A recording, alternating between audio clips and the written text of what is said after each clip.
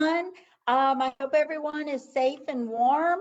We have had quite the adventure of last week, but we were very, very fortunate and very thankful to all of our speakers from last week. They went ahead and rescheduled for this week. So now we have 8 wonderful speakers from our community that is going to be participating in our Life Story series. Our series title is The Black Family: Representation, Identity, and Diversity. And we just invited people in our community to come and speak with us and tell us their life story. Because we feel that when you hear someone just talk about their life and you get to walk in their shoes, and that's probably the very best way to get to know our neighbors and get to know everyone in our community. We are very fortunate to have our first speaker. In fact, he was the first one who got on board, so yay, thank you for that. This is Pastor Rodrecus Johnson Jr., and he is from Anderson Chapel in Killeen. And we are going to be listening to his life story today. If you have questions, please put them in the Facebook comments, and Lee Green-Thaner, who is our Facebook host, will be relaying questions to Pastor Johnson. Also, if you were asked to watch this by a professor, make sure you go to the library's website and find the events and register for the events. So I am going to stop talking now, and I am going to let Pastor Johnson take over. Thank you again, and take it away, sir. Well, thank you, Cynthia Oster, and to Lee Grant Thaner. Hopefully, I said that correctly. CTC Howard Memorial Library. It is a privilege to be able to address everyone in virtual land, given our current circumstance. This is something that we have to get used to, but nonetheless, we will get through it together. My name is Rodrecus Johnson Jr. Rodrecus, spelled Rodrecus. Interesting story. I am junior. My father was born in 1957, and he was the last of at least 8 children. And my grandmother ran out of names, didn't know what to name my father. And so literally she asked someone what to name him. They said, name him Rodrecus, Rodrigus. When my father turned 18, he then changed the spelling to what it is today, Rodrecus.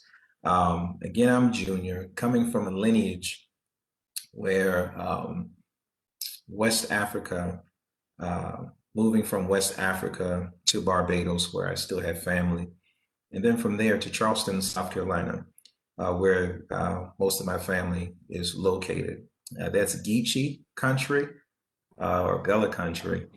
Those individuals continue to hold the African heritage to a very high esteem, even to the point to where if you go there, you would think that you were somewhere on an island.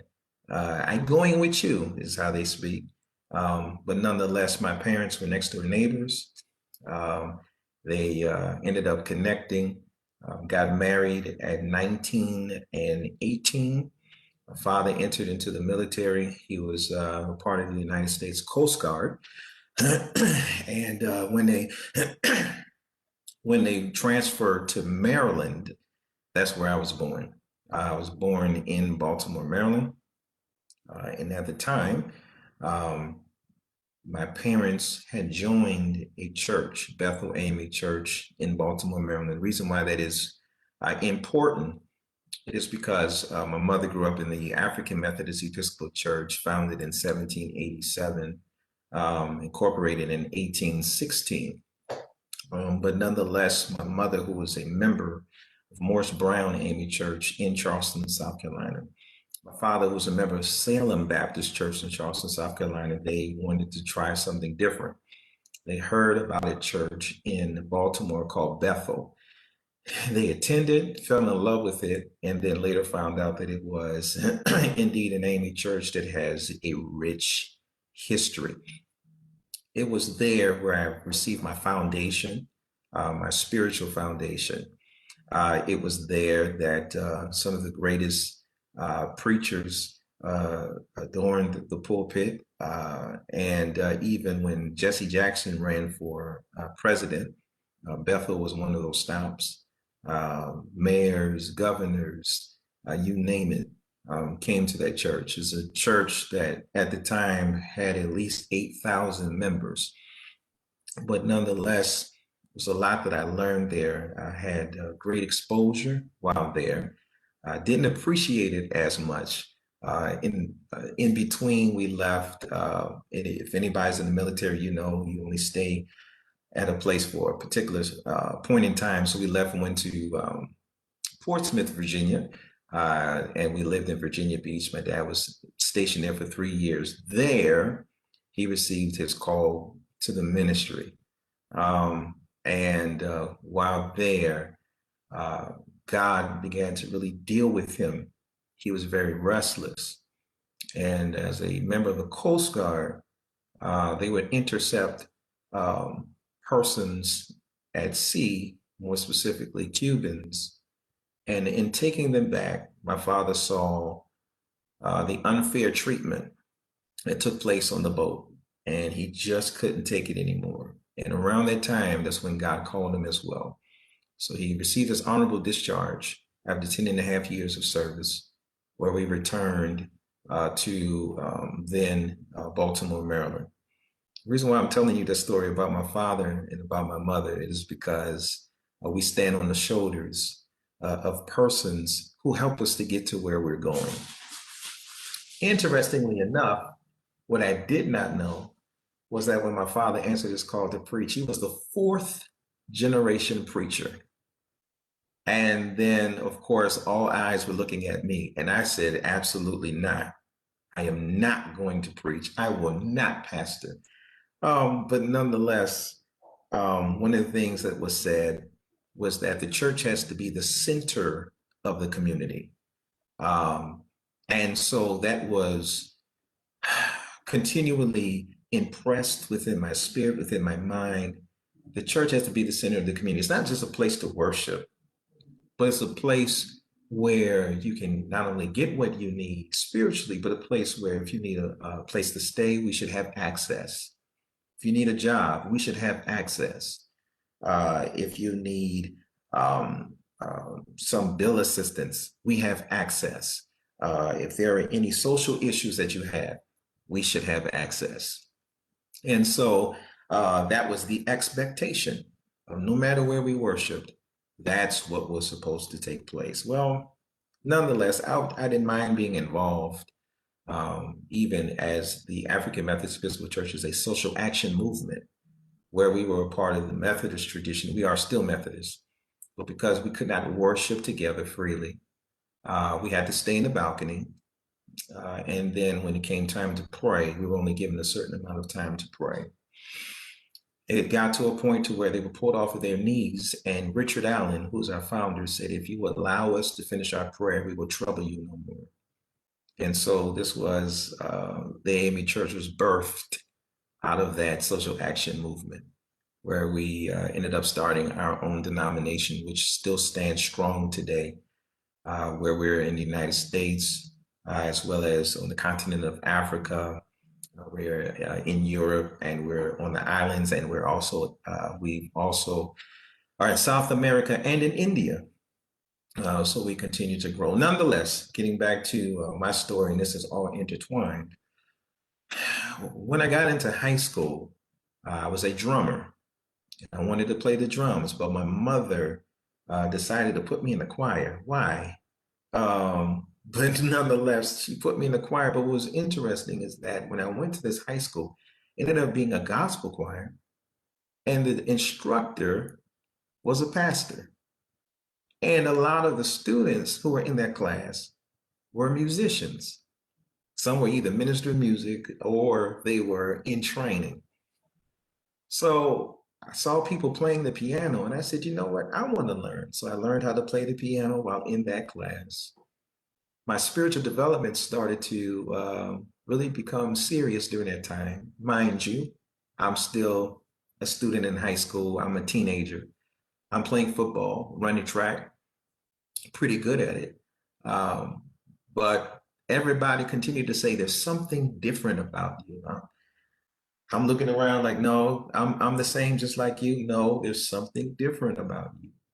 Well, that difference took place about a year prior to me answering my call in 1997. A lady came to me. She has since passed, a pastor. I don't know if you ever met persons who can look through you. She looked through me and said, "You've got the anointing." I snatched my hand away. She laughed. She said, "It's only going to be a matter of time." I didn't want to listen. Then my father started messing with me. "Yeah, Reverend." He started calling me Reverend. "Yeah, Reverend is coming." It's not. The more people I encountered, the more people are saying, "Yeah, you're going to be a preacher." I made a deal with God. Now, don't judge me. If you want to, that's fine. I made a deal with God, I called it. I told God at the age of 16 that, Lord, I feel that you are calling me. When preachers preach, I feel like that I can add more. I'm going to college and I'm going to lose my mind. So please wait until I turn 25 and I'm all yours. Until then, please let me live. And then after that, everything will be fine. That's the deal I made with God. All right. I felt good about it. Used to lead teams playing football, leading the teams in prayer. That's fine. You know, my dad is a pastor. That's fine. But I'm not doing this until I'm 25. Needless to say, on December 20th, 1998, playing the organ at the church, my dad's first church. And just, I was messing up. I couldn't play anything properly. I was very uneasy. My father saw my face. He said, just sit down. I said, okay. Father got finished preaching. I heard the voice of God say, it's your time. Right then and there, I knew what God meant. And my first response, my second, my fifth, and my 10th response was absolutely not. I'm not. And I had the nerve, the unmitigated gall, to say to God, did I not tell you? Did we not just have an agreement the year before? I can't do this right now. I'm not ready. I'm only 17 years old. What is a 17-year-old going to tell a church body, a congregation? I have nothing to say. Needless to say, I tried to sit down and literally my knees locked. I couldn't sit down. I said, fine. Um, if you haven't picked it up, I'm very stubborn.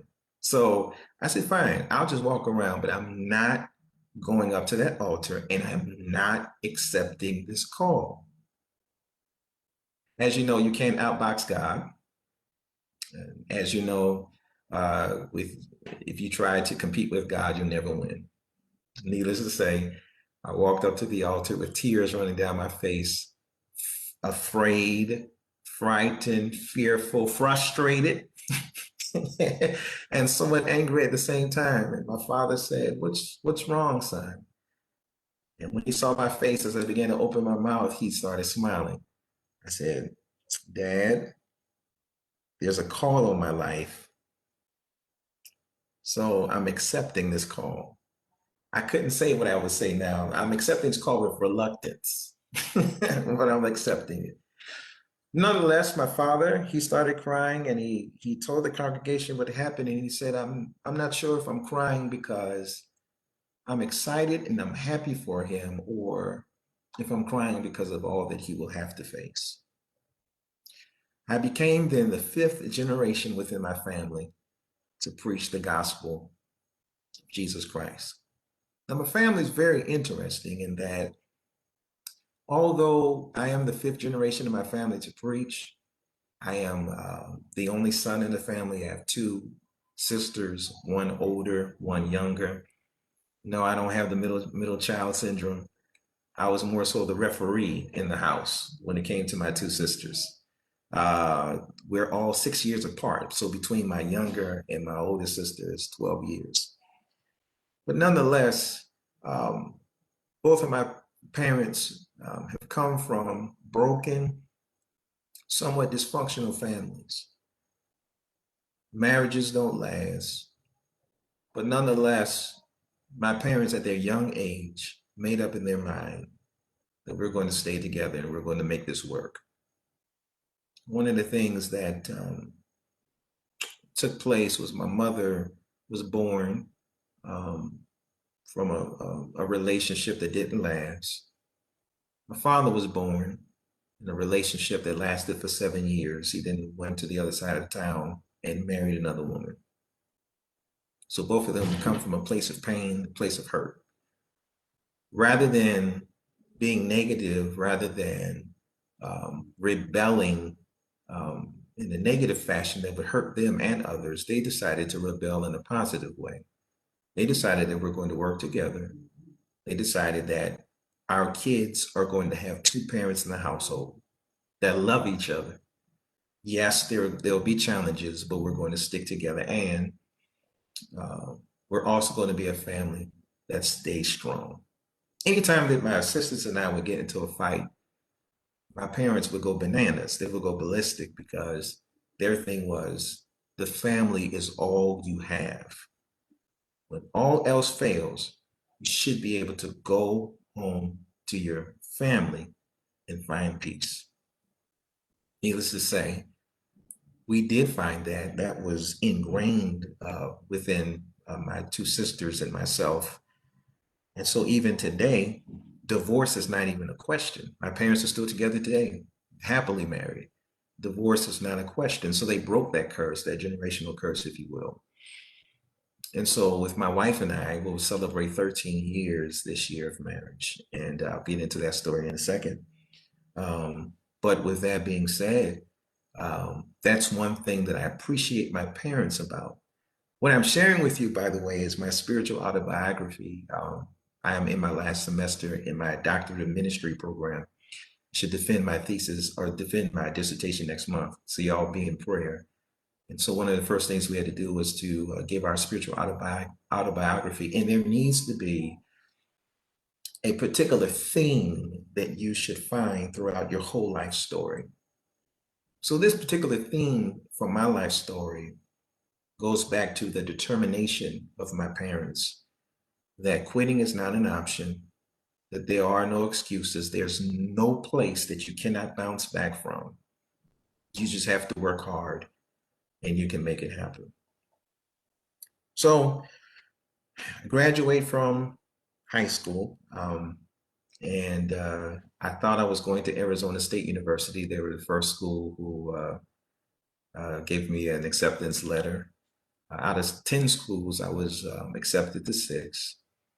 And I thought I was on my way, but then I received a letter from Temple University saying that, listen, just fill out the information.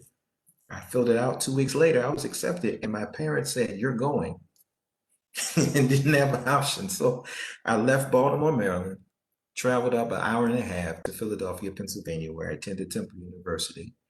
I majored in advertising, minored in marketing, advertising, more in journalism with a specific focus in advertising, minored in marketing.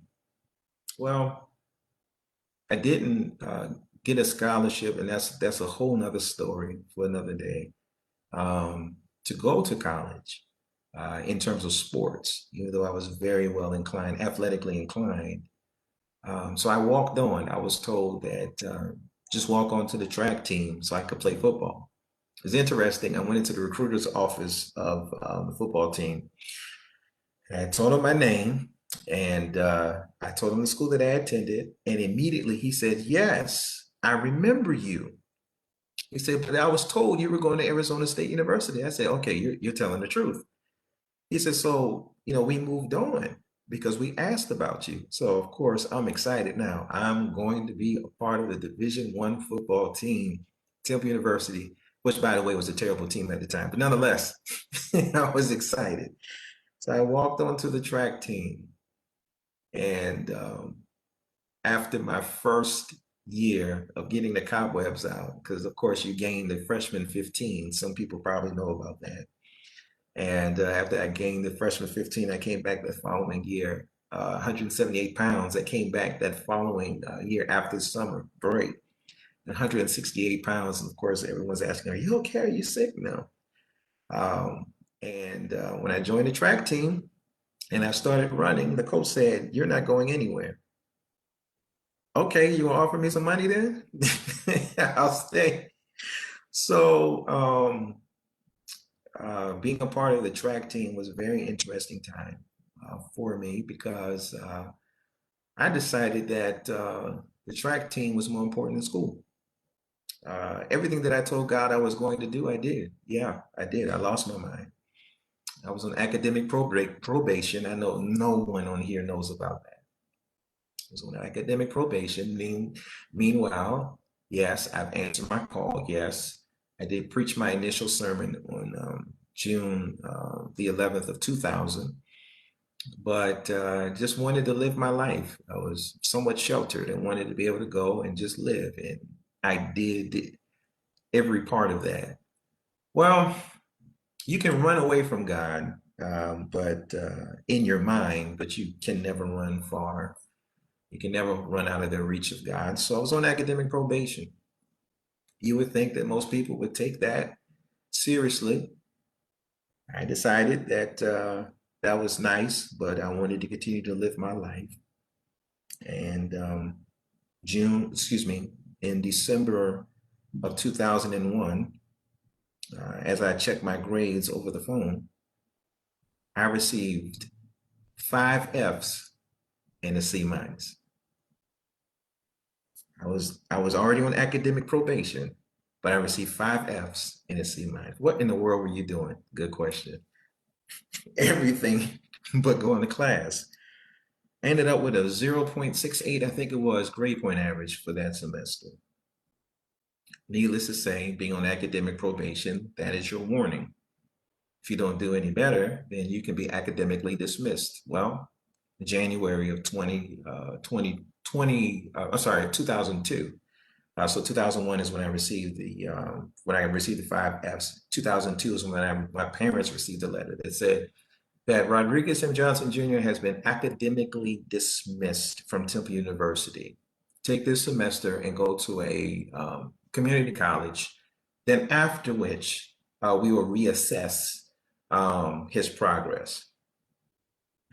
I'll never forget that phone call. I was in Philadelphia and my father is irate, my mother's crying. What in the world were you doing? You have been academically dismissed. I said, what does that mean? You don't know what that means? That means you can't come back. My heart dropped because my parents did not have the opportunity to go to college. They made a way for all of us to go, but my older sister didn't finish until much later, and I prayed when I got into the campus that I would be the first in my family to graduate from college.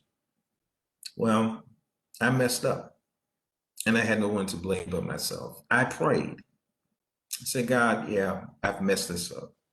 I don't know how, but I need to get back into this institution. Now, mind you, my prayer was while I was talking to my parents on the phone. And when I prayed that prayer quickly within my mind, I told my parents, I'm getting back into the institution. They said, are you crazy? You're academically dismissed. You cannot come back. I said, no, I'm going to get back into the institution. Needless to say, I walked into the assistant dean's office. Now, if you know anything about Temple University, that's a very big school, over 35,000 students. But in my school of communication and theater, my freshman orientation, it just so happened to be the assistant dean. And I guess our interaction with each other had a lasting impression on her. So when I came into the office, she smiled and said, hello, how are you? How's everything going? I said, not so well. I've been academically dismissed. Her eyes got big. I said, you? Yes, ma'am. She went and looked at her computer. She saw my grades. Her whole countenance changed from smiling to, there's nothing I can do for you. I said, no, ma'am, there has to be something that you can do for me. Now, remember, don't quit. Don't give up. We've got to find a way. All right. That's just ingrained within me. She said, there's nothing I can do. You are on academic probation. You received the warning. So, needless to say, we talked. She said, I'll check with your professors and I'll find out. But right now, it's not looking good for you. Okay. I'm praying. I'm still working on the campus of Temple University. I actually work for the police, where I escorted students from one place to the other safely. And while I was at one of the police stations, I remember it was on a Thursday night. I'm standing outside, sulking, my head down. And I told you, Temple University has between 30 and 35,000 students. I'm outside in an alley next to the administration office. Who walks out but the president of the university? He stops and says, what's going on, son? To be honest with you, Dr. Adamani was his name, Dr. Adamani, to be honest with you. And I told him what happened. He said, what school do you attend? I said, School of Communication and Theater. What's your name? I told him. He said, you'll be okay. Got into his Lexus and drove off. I said to myself, it's easy for you to say. Well, that next day, I went back into my assistant dean's office. She told me I needed to write something, ask or explain to her what happened and why I should allow her back into the institution. So she read it. I put a little sermon in there. She said, you wrote this? I said, yes, ma'am. She said, you sure? I said, yes, ma'am. She turned around to her computer, started typing, and said, I'm letting you back into this institution. If you get one C minus, you're out of here. Grace of God, rather than graduating in 2003, I graduated in 2004 with my degree. To God be the glory. First in my family to graduate. My father had a real talk with me as I was pursuing grad school. He said, whatever you do, it always affects more than you. So you've got to look beyond yourself and see that from now on, whatever you do will impact the people who love you or are connected to you, and it will impact generations that you will never meet. That was heavy for me. So the grace of God, I was on my way to Princeton Theological Seminary. Sounds crazy, doesn't it? Academic probation, academically dismissed, and on my way to Princeton. On a partial scholarship, I had the opportunity to preach at the chapel, and I was on my way until the bishop of our denomination asked me the question, where are you going to school? And I said, I'm going to Princeton. Eyes got big. He said, do you know Payne Theological Seminary? I said, I do. That's where I went to school. I said, yes, sir. He said, if you go to Payne, I'll pay for it. So, of course, before I could open my mouth, my father said, you're going. So, packed my bags and went to Payne Theological Seminary in Wilberforce, Ohio, the oldest African-American theological institution in the United States. Started by one of our bishops, Bishop Daniel Alexander Payne. I was there from 2004 to 2008. Now, mind you, yes, I'm still preaching. Interesting. That's really where the transformation took place to what you see today. You leave Baltimore and you go to Philadelphia, Pennsylvania. So you go from maybe 600,000 people to over 1 million people to a city that has maybe 2,500, 3,000 people, and maybe a little more than that. Cornfields. Now, I'm a city boy. I couldn't go to sleep my first night. Dark and hearing crickets, what is that? I don't hear subways. I don't hear sirens. What is this? It's too quiet for me. So I tried to transfer to Princeton when God wanted me to stay. That was my wilderness experience. So, of course, the nation of Israel, they get delivered from Egypt. They go through the wilderness. It should have taken no more than 10 to 13 days to get to the promised land of Canaan, but it took them over 40 years. Well, yeah. That was my wilderness experience where I had to face me and deal with me. All the things that my family has taught me, everything that was going on that I pushed to the back burner started coming to the forefront. I had to deal with my low self-esteem. Had to deal with the other issues, idiosyncratic things that were going on in my life, and that I really had to deal with the fact of who is Rodrecus Johnson Jr. A lot of things I took for granted. My father opened doors for me. I ended up becoming a youth pastor at Bethel AME Church in Baltimore, that 8,000, which then moved to 13,000 members at the age of 20, preaching, unheard of, being able to have access to other things, but I did not take it for what it was worth. I took it for granted. I didn't value it. So at Wilberforce, that's where we really began to find myself. I was dating a young lady who attended Howard University, where our vice president um, went to school. I was dating a young lady there, and she could not handle the long distance.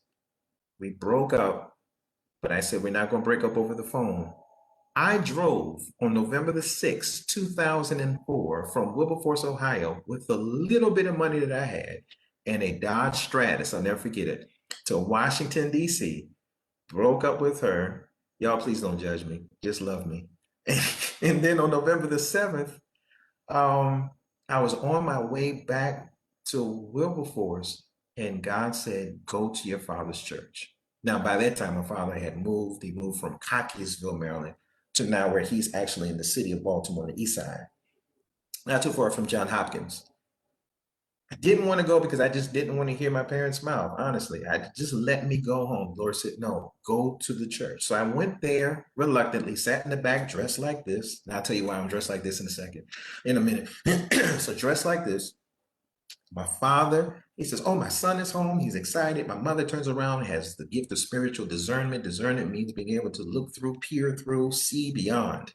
And so she knows her son. She saw my face. She went from smiling to, what's wrong? I said, oh, I don't feel like talking about it. Long story made short, I told her what happened. I broke up with my ex-girlfriend. My father then said, you shouldn't be home by yourself. Go home and change, because tonight your friend Christina is preaching her trial sermon. Oh yeah, I forgot about that. I go home, I change. I get a knock at a door. A person says, I've hit your car. I said, this is a rental. I said, no problem. We'll take care of it. By the time I get to the church, I missed the sermon. But interestingly enough, this church is where we used to attend. As I'm walking into the sanctuary, as the door opens, going back to their seat was this most beautiful, amazing, gorgeous, just angelic figure that I've never seen. There has never been a woman that has made me stop in my tracks and ask the question, who is this? Who are you? I go and sit down. They introduce me. It's a very nice sized church, seat about maybe 600-700 people. And so I go and sit to the side. I see her turn her head as I go and sit down.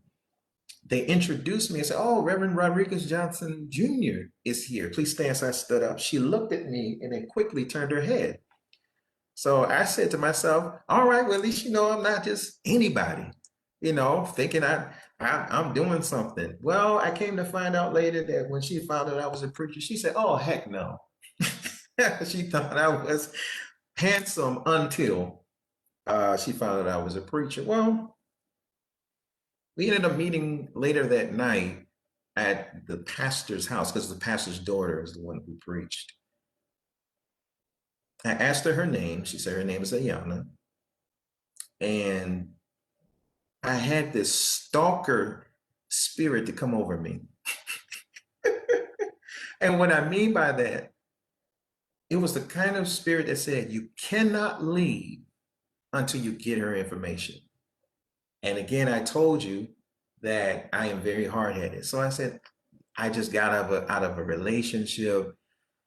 I just, but something kept pushing me to say, you need to get her information. And so I'm fighting the whole time. Um, and Christina's father comes downstairs, and out of everybody says, do you know this young man? She said, I don't. He said, you need to know this young man. You need to know him. Then my father comes downstairs later and says, son, it's time to go. He looks down and he sees me sitting next to this young lady. He said, you can stay a little longer. So I said, all right.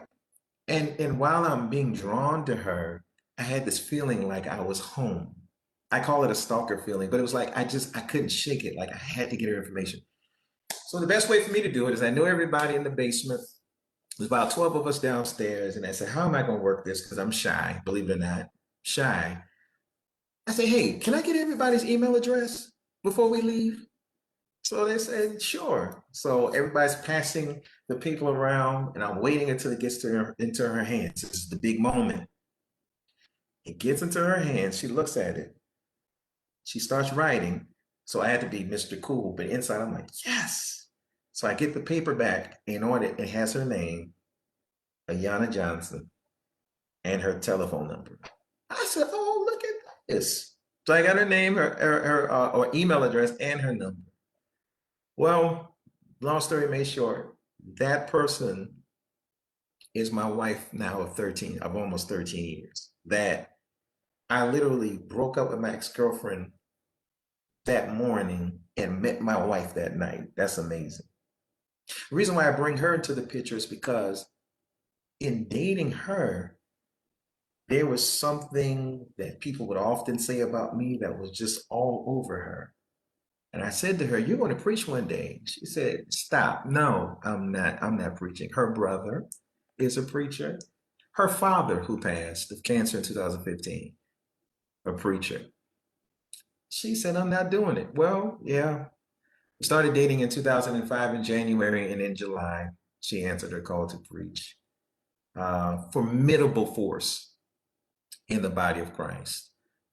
She is a clinical counselor. She received an undergrad degree in graphic designing, and she received a dual master's in divinity and in clinical counseling. So now you have on both ends of the spectrum preachers, or lineage rather, of preachers who also have experienced in both families some dysfunction, but has decided to come together and to be even better than the generation before. So here we are, married, coming from two different experiences, healthy, and in some instances, yeah, maybe maybe unhealthy to some extent, but nonetheless, we've come together. She helped to heal me.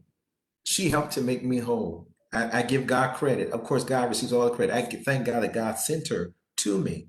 That in my wilderness experience, that as I began to discover who I was, accept the fact that I'm actually called to the ministry, that I'm called to live beyond myself and to help others. Once I realized that, and she helped me to realize that, then God began to really open doors for us. Well, we had left.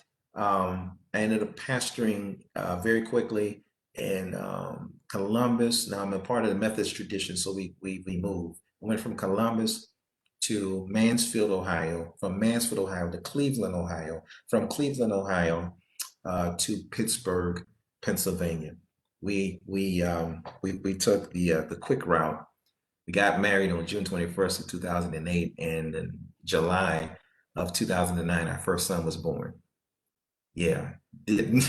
We got married in June, and November we announced to our family that she was pregnant. We thought we were going to wait 2 years, but it's all good. Thank God. So Rodrecus Johnson III was born. Really excited about that. Praise God for him. Very energetic. He's 11 now, and just an amazing kid. I love him to life. And he has something on him, and we're not trying to pressure him, but he might be number 6. Well, in in uh, 2013, my wife said, I think I'm pregnant, and found out that she was pregnant, and we celebrated. We went to the doctors, and they confirmed. Um, but what was interesting was that they brought in another doctor to look at the scan, and then they told us to leave the room. We went down this back hallway and went into a counselor's room. It was in that room that they said to us that there seems to be some irregularities with the fetus, but we're going to keep an eye on it. That was disturbing to us, but okay, we're trusting God. Every month after that, the prognosis was worse.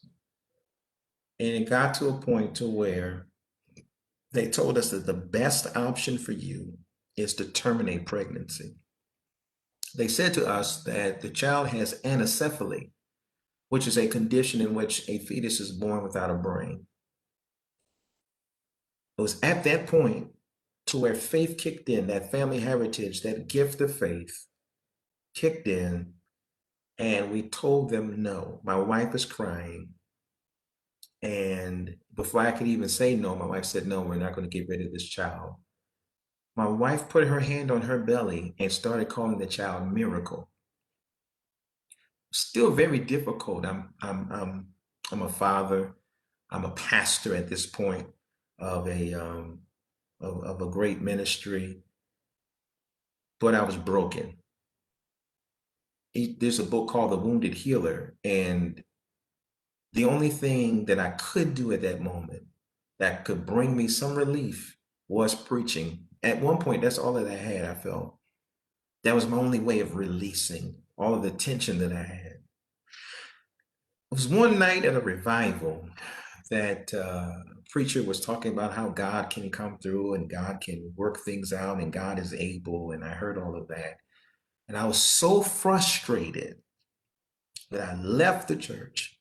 I went to the sanctuary where I pastored and I let God have it. I was raised in a culture that you don't question God. That night, I gave God all my questions. I even told God that this is not fair. Why is this happening to my wife? I wish she would just do something to me because she's better by nature than I am by practice. After I let God have it, a shift took place where I went from fussing and complaining to encouraging and preaching. And all the while, I'm saying, this doesn't make sense. How is this happening? And I learned something that I hope will help somebody today, that God is big enough to handle your questions, and God gives you space to be human. But know that in God giving you the space to be human, that God will, in that moment, bring forth healing. Needless to say, every month that we would go to the OBGYN, we would receive bad news. At the 8th month, we were told that there was possibly a brain stem. So the child may have some quality of life, but we were told to terminate pregnancy. And so because we told them no, then they prepared us for hospice care, the whole nine. We believed God. Needless to say, on September 13, 2013, a 9.3.6 ounce, 9 pound, 3.6 ounce child was born. Christopher Addison Miracle Johnson was born. They took him into the NICU where he stayed for about 4 days, had the neurosurgeon to go there, and he checked Christopher out, went back, checked again, went back and checked one more time. He shook his head and out of his mouth said, "This is a miracle." Well, Christopher did not have anencephaly. He has hydrocephalus, which is a disorder where there's fluid on the brain that does not drain. So a shunt was put in. Christopher today is 7 years old. To God be the glory. Now, of course, it's susceptible to seizures every now and then, but that point that moment really tested our faith. It tested our family's faith. And it really, at that moment, calls for us to look at God differently, to have a different perspective of God, even in terms of our family, where we went from sharing everything to my father understanding, listen, they don't want to talk right now. Whenever you're ready to talk, you tell us. But it really shifted everything for us. The miracle happened in 13 to prepare us for the tragedy and miracle that would happen in 15, in which my wife's father passed. And the Lord said to my wife that your child was a miracle in life, and your father will be a miracle in death. She didn't want to hear that, but that's exactly what took place. That even until death, this man was ministering to other people, making sure that they gave their lives to Christ, making sure that they were saved. And his last words to me, all he could do at that point was whisper. And he said, Jesus is the center of my joy. Amazing.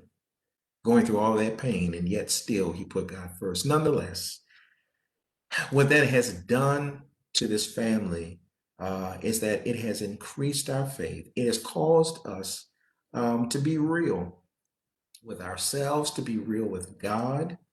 It has helped our ministry where we moved from Pittsburgh, Pennsylvania. I got 5 minutes left, so I'll talk fast. We moved from Pittsburgh, Pennsylvania to Killeen. That was God. People told us that we shouldn't do it.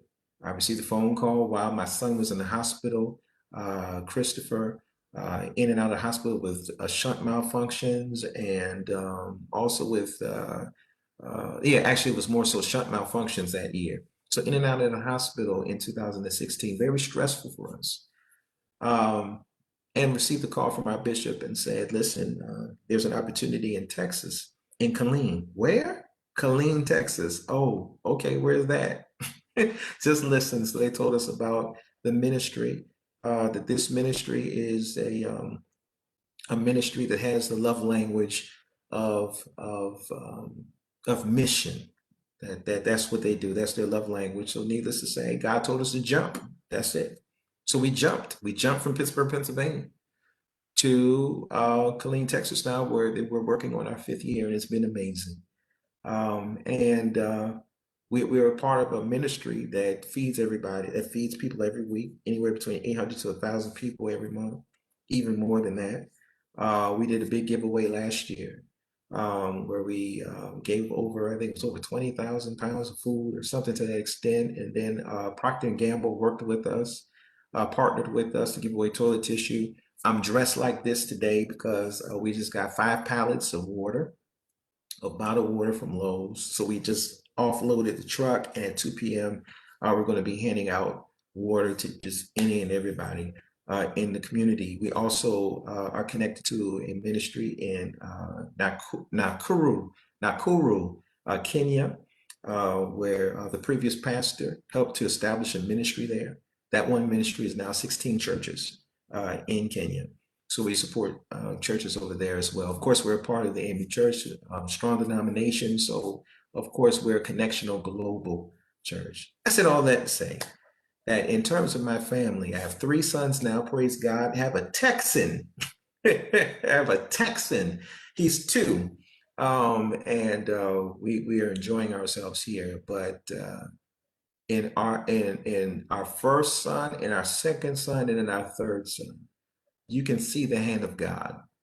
And so literally, my fighting, but giving in, helped to open the door for my wife and I to be connected. And now for whatever the Lord is going to do to happen in my children, who also know that the church is the center of the community, that you are to serve, that there's more to life than just yours, and that you want to live a legacy that outlives you. So that's how I'm operating now at the age of 40, just turned 40 in December. So that's how I'm operating. And that's what I want to pass on to the next generation. We believe that every round goes higher and higher, both figuratively and literally.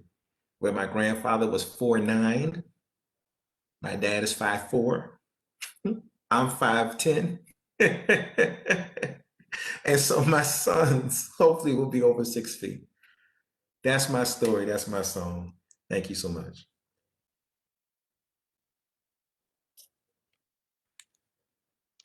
Cindy, you're muted.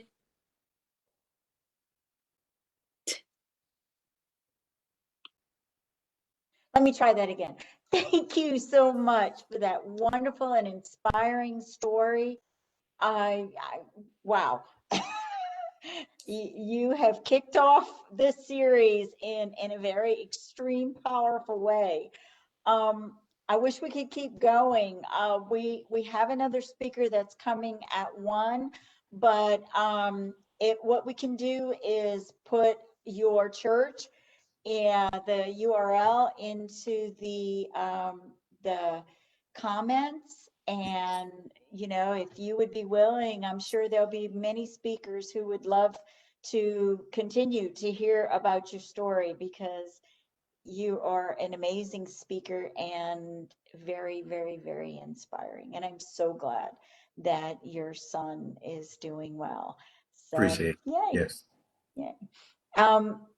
Thank you. I hate to cut this off, but we have another inspiring story coming up at 1 o'clock for a young man who is 18 years old, and he's going to tell us his story about living with sickle cell. So, Pastor Johnson, thank you so much. Thank you. And hopefully we can continue to talk. I definitely feel like I have gotten a connection with you. So you're not going to get rid of me. Librarians are like stalkers. So we have similar personalities there. Yes, ma'am. All righty. Well, thank you, everyone. And we will you. see you in about 10 minutes. And Pastor Johnson, don't leave quite yet. Okay. Yes, ma'am. Okay.